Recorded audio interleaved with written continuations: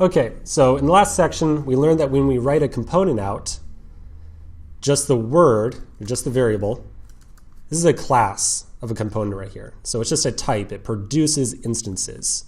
To make an instance, we just have to wrap it with JSX tags, and that'll make an instance of our component. So not too bad, pretty straightforward. General rule of thumb, whenever we try to make use of a component, just wrap it in JSX tags and we're good to go. We still have an error message though. It says target container is not a DOM element. So let's look back at our index.jsx file.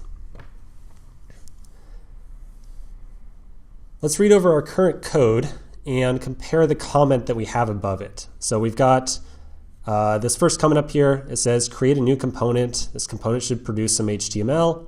So yeah, it looks like we are making a component and we are returning some JSX, which gets turned into HTML by React.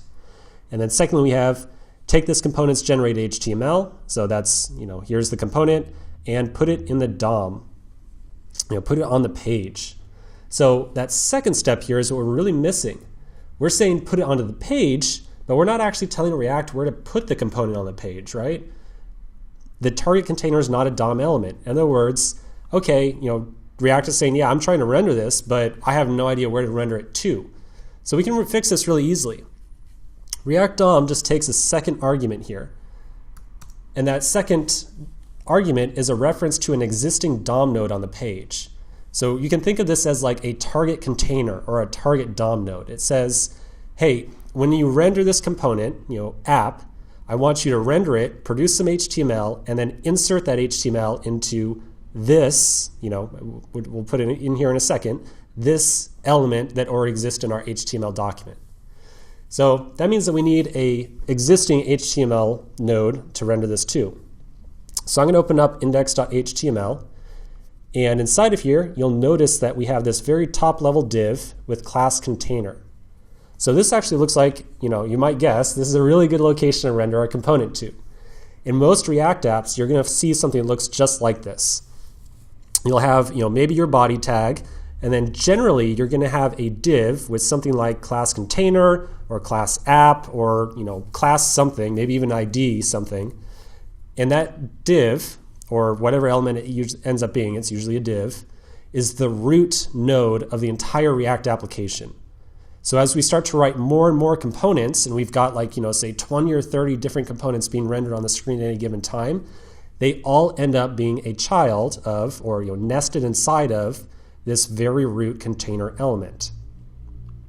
So let's flip back over to our render statement here, and all we have to do is pass a reference to that container. So we'll say document.querySelector.container. So this will say, okay, go find that div with class container, then try to render the app component into that div. All right, so let's save this, flip back over, refresh, and well, hot dog. We got hi on the screen. That was one heck of a lot of work just to get hi on the screen, but hopefully we learned something along the way. So we'll do a review of what's going on here, but there's one last little change I want to make.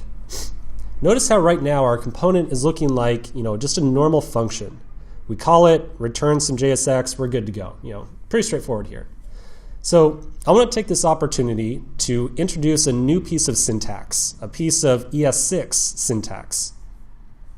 I'm going to drop the function keyword, just delete it, and then after it, I'm going to put a space, and I'm going to write what looks like an arrow. And we call this a fat arrow. This equals, and then a greater than symbol. So this code is nearly identical to what we had before. It's still a function.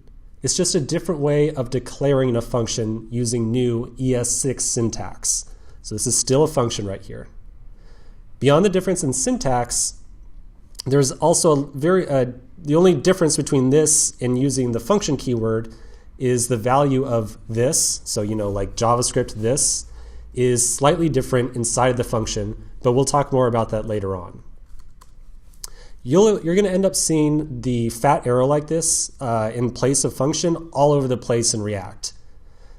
In React, we sometimes need to create several functions inside of a single component, and so it really helps to have a more terse, a more compact syntax for defining a function.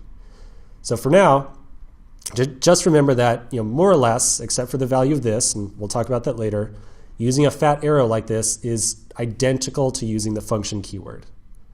Okay, so again, you're probably thinking this is like the most work I've ever had to do to, get hello world basically up on the screen. I know. Nonetheless, it's really important to me that you understand the reasons behind the code we write. I don't like just tossing code up on the screen and saying, okay, hey, look, stuff popped up on the screen. It's only by kind of having a little bit of challenge there, talking about the code that we're writing, do you really get to understand the concepts.